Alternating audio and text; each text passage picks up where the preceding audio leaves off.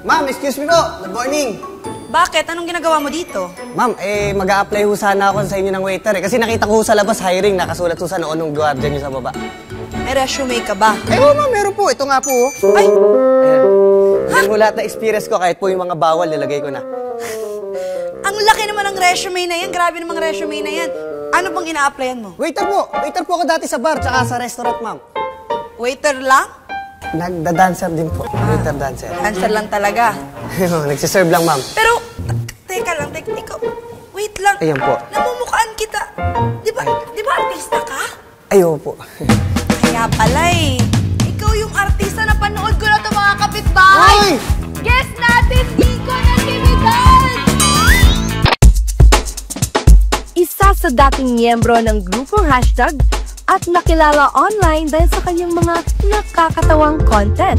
Hindi nyo ba kayang hinaan yung Mew? Ang dancer, model at actor na ngayon ay magpapainit ng inyong dugo sa pagbabalik ng bayani ng bayan na si Lolo. Please welcome, Nico Natividad. Maupo ka naman. Ayan. Welcome sa Lutong Bahay. Uy, Mag-hi ka thank sa you. mga kapitbahay natin dyan. Mga kapitbahay, hello sa inyo lahat. Salamat ha.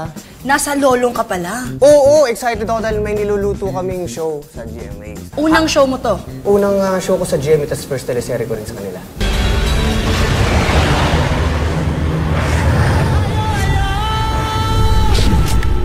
Ano ba yung role mo doon? Gusto namin malaman. Blue, isa ako sa...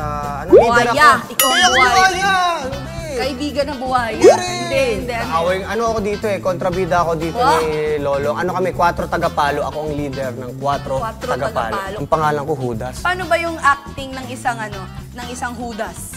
Ano kasi yun galit ako lagi dun, tsaka mainitin ang ulo. Tsaka leader ka kasi. Leader, Parang mafia boss. sando ko dun kasi may mga tattoo ako dyan. Tapos pinagalo ko minsan yung chest ko. Oh?